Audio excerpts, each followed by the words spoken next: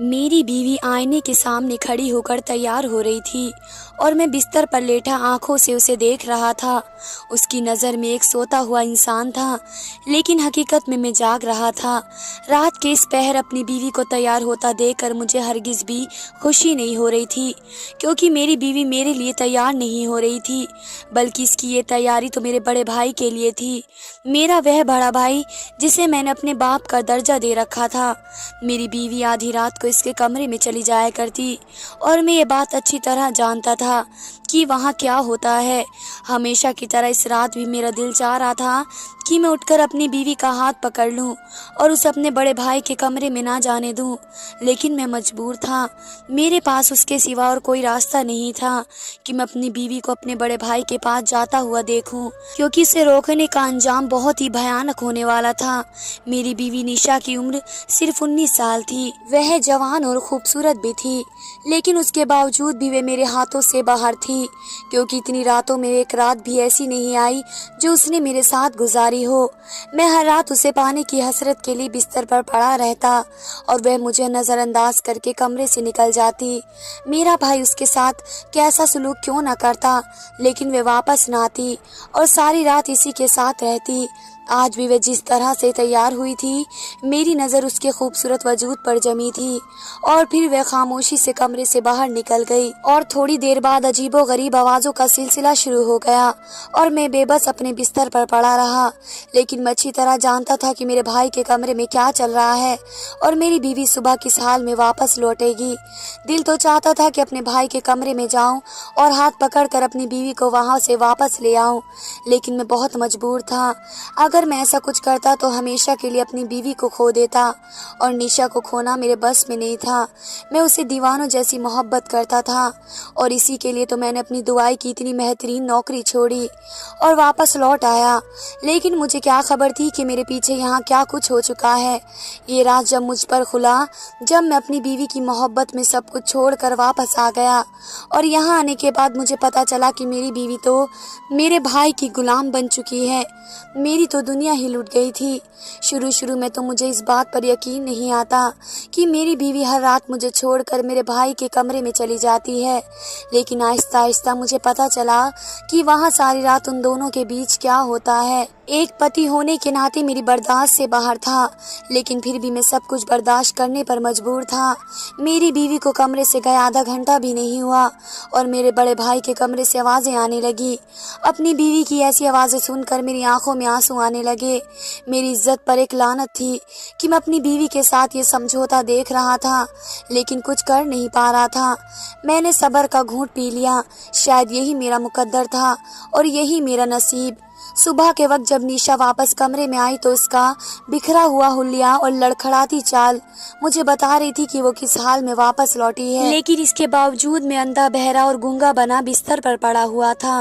वह खामोशी से मेरे पास लेट गई, जैसे रात कमरे से बाहर ही ना निकली हो और मैं भी अपनी जगह अनजान बन गया ताकि हमारे रिश्ते को बचा सकूं, क्योंकि इस रिश्ते को ख़त्म करना मेरे बस में नहीं था।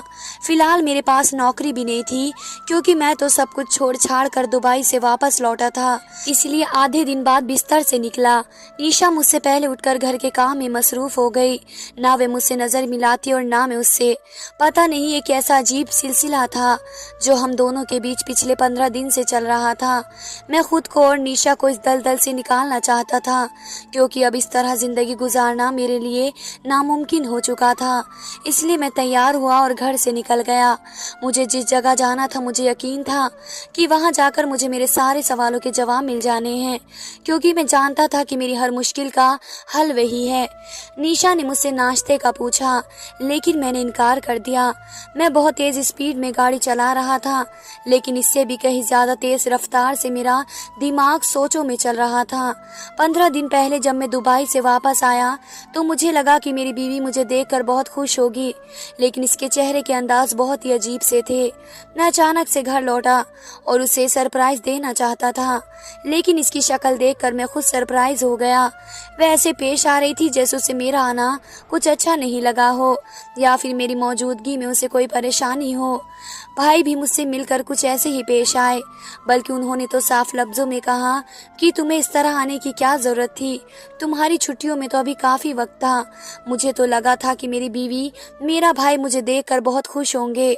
उनके अजीबोगरीब सवालों पर मैं बहुत हैरान हुआ और भाई से कहा कि मेरी तबीयत कुछ ठीक नहीं है, मुझे घर की बहुत याद आ रही थी, इसलिए मैं कुछ दिनों के लिए लौट आया हूँ। मेरी भाभी घर में मौजूद नहीं थी। निशा ने मुझे बताया कि भाभी की तबीयत ठीक नहीं है, वे अपने मायके गई हुई हैं। ये सुनकर मैं काफी परेशान हो गया। मुझे भाभी से बहुत प्यार था। मैंने उनसे मिलने जुलने की बात की तो भाई ने मुझे रोक दिया और कहने लगे वे तुम्हें देखेगी तो यहाँ आने की जिद करेगी, उसकी तबीयत बहुत खराब है, उसे कुछ दिन आराम करने दो, मैं उसे खुद वापस ले आऊंगा। भाई की बात सुन के मैं रुक गया। निशा सारा वक्त घर के कामों में मसरूफ रहती और जब रात को कमरे में आई तो उसके अंदाज वैसे नहीं थे जैसे कि मैं उम्मीद कर रहा था। पूरे 7 महीने बाद मैं लौटकर उसके पास आया और वे बिल्कुल नॉर्मल सी पेश आ रही थी। ना ही उसके अंदाज जज्बात की कोई तड़प थी और ना ही मिलन की तमन्ना। वे मेरे बराबर आकर आंखें बंद करके लेट गई जैसे सोना चाहती हो।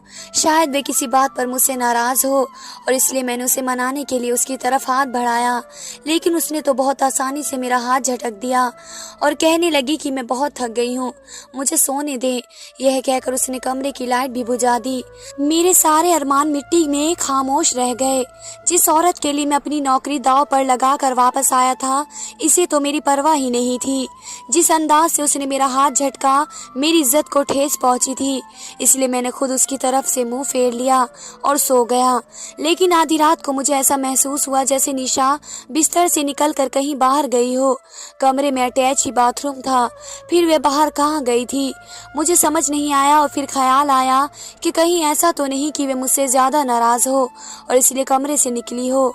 मैंने भी तो जानबूझकर कितने दिनों तक उससे दूरी इख्तियार कर रखी थी। मैं उसके पीछे कमरे से बाहर निकला तो मुझे वे भाई के कमरे में जाती दिखाई दी। रात के इस वक्त भाई के कमरे में इसका क्या काम था, जबकि भाभी जी घर पर नहीं थी।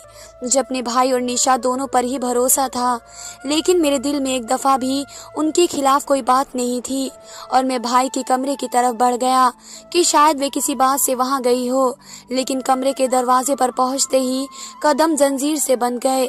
कमरे के अंदर से आती आवाजों ने मुझे हिला कर रख दिया। मैं सोच भी नहीं सकती थी कि मेरी बीवी मेरे पीछे इतनी घटिया हरकत भी कर सकती है। मैं चाहता तो उसी वक्त कमरे के अंदर दाखिल होकर निशा और अपने भाई को रंगों हाथ पकड़ लेता, लेकिन ऐसा करने से हर रिश्ते का भरम टूट जाता और मैं इस भरी दुनिया में अकेला रह जाता। इसलिए मैंने सब्र से काम लिया और सोचा था कि मैं निशा के मुंह से सच जान कर रहूंगा कि आखिर उसने मुझे छोड़कर आधी रात को मेरे भाई के कमरे में जाना क्यों जरूरी समझा। मैं कमरे में जाकर वापस बैठ गया और फिर काफी देर बाद जब निशा वापस लौटी तो मुझे जागा देखकर इसके चेहरे का रंग बदल गया। मैंने उससे पूछा कि तुम कहाँ गई थी, तो वह घबरा कर कहने लगी मैं हवा खाने के लिए बाहर लॉन तक गई थी। इसके झूठ ने मेरा शक यकीन में बदल दिया, क्योंकि मैं जान गया था कि वे मेरी आंखों में धूल झोंक रही है। लेकिन मेरा भाई ऐसा कैसे कर सकता था। ये तो मेरा सगा भाई था जिसे मैंने बाप का दर्जा दे रखा था और मेरा भाई अपनी बीवी से बहुत मोहब्बत करता था। वे कभी अपनी बीवी को धोखा नहीं दे सकता। तो फिर आधी रात को मेरी बीवी और उसके बीच क्या चल रहा था। मेरी भाभी अपने मायके क्यों गई हुई थी, जबकि आज तक कभी मैंने अपनी भाभी को मायके जाते हुए नहीं देखा। मेरे अंदर एक तूफान पनप गया और इस तूफान को इसी वक्त थमना था जब सच्चाई पूरी तरह खुलकर मेरे सामने आ जाती। मैं पूरे 7 महीने से यहाँ नहीं था और उन 7 महीनों में मेरे पीछे यहाँ क्या कुछ हुआ मुझे सब कुछ जानना था। लेकिन उससे पहले मुझे अपनी बीवी को अपने भाई के कमरे में जाने से रोकना था और इसलिए अगली रात मैंने सोने के बजाय जागने का फैसला किया। रात के 2 बज रहे थे और मैं टीवी खोल कर बैठा हुआ था। निशा किसी बिन पानी मछली की तरह बेचैन यहाँ से वहाँ तड़प रही थी। और जब कुछ वक्त और गुजरा तो गुस्से में आ गई। कहने लगी, कब तक जागेंगे आप, बहुत रात हो गई है, टीवी बंद करें और लाइट भी। जब मैंने कोई जवाब नहीं दिया तो उसने आगे बढ़कर खुद ही टीवी और लाइट बंद करके मजबूरन वह आंखें बंद करके बिस्तर पर लेट गई। मैं भी बराबर खामोशी से लेट गया। जब कुछ वक्त बाद उसे लगा कि मैं सो गया हूँ तो वह पिछली रात की तरह फिर तैयार होकर कमरे में निकल गई और मेरे दिल में आग जल उठी। इसके जाते ही मैं कमरे से बाहर निकला और देखा तो भाई के कमरे में दाखिल हो गई और दरवाजा अंदर से बंद कर लिया। मैं फौरन स्टूल रखकर रोशनदान के करीब चढ़ा और झांक कर अंदर देखा तो अंदर के मंजर ने मेरे होश उड़ा दिए। मेरी बीवी मेरे भाई के करीब खड़ी थी और मेरे भाई के हाथ में एक जलती हुई मोमबत्ती थी जिसे भाई ने निशा की हथेली पर रखा था और निशा बिल्कुल इस तरह खामोश खड़ी थी जैसे बेजान मूरत हो। इसके बाद जो कुछ हुआ वह देखकर मेरे कदमों तले जमीन निकल गई। निशा तो वह सब कुछ कर रही थी जो मेरा भाई चाहता था। निशा की हालत ऐसी थी कि अगर भाई उसे छत पर उल्टा लटकने को कहता तो शायद वे उसे भी इनकार न करती। लेकिन ये सब क्या था और क्यों हो रहा था मैं नहीं जानता था। इस रात मैं ऐसे ही लौटकर अपने कमरे में आ गया और अगली रात मैंने निशा को किसी भी तरह भाई के कमरे में जाने नहीं दिया। जैसे ही वे उठकर तैयार होने लगी मैं फौरन से बिस्तर से उठा और उसका हाथ पकड़कर उसे बिठाया और कहा कि आज की रात तुम कमरे से बाहर नहीं जाओगी। मेरा लहजा और मेरा अंदाज देखकर वो खामोशी से मेरे पास बैठी रही। फिर कुछ देर बाद बिस्तर पर बुरी तरह तड़पने लगी। इसकी हालत बिल्कुल खस्ता हो गई। वे मेरे बाजू में झूल गई। ऐसा लग रहा था जैसे वे कुछ पल की मेहमान हो। मैं इस कदर घबरा गया कि जोर जोर से चीखने लगा। मेरी आवाज़ें मेरा भाई सुनकर कमरे से निकलकर मेरे पास चला आया और निशा की ऐसी हालत देखकर मुझे कहने लगा कि इसे मेरे कमरे में जाकर लिटा दो। भाई की आवाज़ सुनकर मैंने गुस्से में कहा कि निशा की हालत इतनी ख़राब है, आपके कमरे में क्यों लेकर जाऊं, हॉस्पिटल लेकर जाना है मुझे। भाई कहने लगा, इसका इलाज मेरे कमरे में है ना कि हॉस्पिटल में, जो मैं कह रहा हूँ वही करो। उसका लहजा इतना सख्त था कि मैं निशा को उनके कमरे में ले गया और बिस्तर पर लिटा दिया। पहले मुझे कमरे से निकलने का हुक्म दिया और खुद ना जाने इसके साथ कमरे में क्या करने लगा। लेकिन कुछ देर बाद जब निशा उनके कमरे से निकली तो पहले की तरह बिल्कुल ठीक थी। उसे ठीक ठाक देखकर मैं हैरान भी था और खुश भी था। लेकिन ये बात मेरी समझ से बाहर थी कि भाई ने इसके साथ क्या किया है। जो कुछ पिछली रात मैंने अपनी आंखों से देखा था वह बहुत नायकीन करने वाली बात थी और जो आज हुआ था उसने तो मेरे होश उड़ा दिए। मैं बहुत ही ज्यादा डर गया क्योंकि निशा को तकलीफ में देखना मेरे लिए बहुत मुश्किल था। और फिर हर गुजरती रात के साथ मुझे एहसास हुआ कि मैं जिस रात निशा को भाई के कमरे में जाने से रोकता उसकी हालत ऐसे ही बिगड़ जाती। मुझे वापस आए 15 दिन हो चुके थे, लेकिन एक रात भी निशा ने मेरे साथ नहीं गुजारी, बल्कि वह हर रात भाई के कमरे में चली जाती और मैं ये सब कुछ देखकर भी अनजान बन जाता। अगर मेरी जगह कोई और होता तो सीधे अपने भाई का गिरबान पकड़ता और अपनी बीवी को भी कटघरे में खड़ा कर देता। लेकिन मसला ये था कि मैं रिश्तों को खोने से डरता था। माँ बाप के चले जाने के बाद मेरा बड़ा भाई ही मेरे लिए सब कुछ था और निशा वह तो मेरी मोहब्बत, मेरी जिंदगी थी। लेकिन वे दोनों मिलकर जो कुछ कर रहे थे उसके पीछे क्या वजह थी, ये जानने के लिए मैं घर से निकल गया और सीधे अपने भाभी के घर पहुंच गया। क्योंकि मेरे पीछे 7 महीने में जो कुछ भी हुआ, अगर इसके बारे में किसी को कुछ पता था तो वे मेरी भाभी थी। मेरी भाभी मुझे अपने दरवाजे पर खड़ा देखकर पहले तो हैरान हुई और फिर खुशी से मेरा हाथ पकड़कर मुझे अपने घर के अंदर ले गई और कहने लगी, मैंने तुम्हें बहुत याद किया। मैं पिछले 2 महीने से यहाँ पड़ी हुई हूँ और तुम्हारे भाई ने एक बार भी पलटकर मुझे नहीं पूछा। मैंने हैरानी से पूछा कि आपकी तबीयत ठीक है? मुझे तो बताया गया था कि आप बीमार हैं। भाभी ने हंसकर मेरी तरफ देखा और कहने लगी, बीमार मैं नहीं बल्कि वे लोग हैं जो मुझे बीमार कह रहे हैं, इलाज की ज़रूरत उन्हें है। भाभी का अंदाज अजीब था। मैंने कहा, भाभी मुझे सच सच बताइए कि मेरे पीछे क्या हुआ है। मैं जब जब से यहाँ आया हूँ भाई और निशा का रवैया देखकर मैं बहुत परेशान हूँ। मेरी बीवी तो मेरी नहीं रही, मैं जाऊँ तो कहाँ जाऊँ। मुझे परेशान देकर भाभी ने तसल्ली दी और कहने लगी सब कुछ ठीक हो जाएगा। और फिर मुझे एक राज बताया कि मेरे रोंगटे खड़े हो गए। मैं जो कुछ भी देख रहा था वे वैसा नहीं था जैसा नजर आ रहा था। सारी हकीकत जानकर तो मेरी जान ही निकल गई। 8 महीने पहले ही निशा से मैंने अपनी पसंद की शादी की। मेरे एक दोस्त की शादी थी और इसी की शादी में मैंने निशा को पहली बार देखा था। वे कम उम्र और खूबसूरत होने के साथ साथ बहुत ही शर्मीली लड़की थी और इसी बात ने मुझे इसकी तरफ दीवाना कर दिया। मेरे माँ बाप तो थे नहीं, बड़े भाई और भाभी थे। जैसे ही मैंने अपने बड़े भाई और भाभी को निशा के बारे में बताया तो मेरी भाभी बहुत खुश हुई। कहने लगी ये तो अच्छी बात है, मुझे भी किसी का साथ मिल जाएगा और तुम्हारा घर भी बस जाएगा। लड़की ढूंढने की झंझट से भी जान छूट जाएगी। मैं दुबई से कुछ महीनों की छुट्टियों पर यहाँ आया क्योंकि मेरी नौकरी बाहर थी और मैं सालों से वहीं था। इसलिए मैंने भाभी से कहा कि वे चट मंगनी और पटी ब्याह करा दे। अब मैं 2 साल से पहले दोबारा लौट कर नहीं आऊँगा।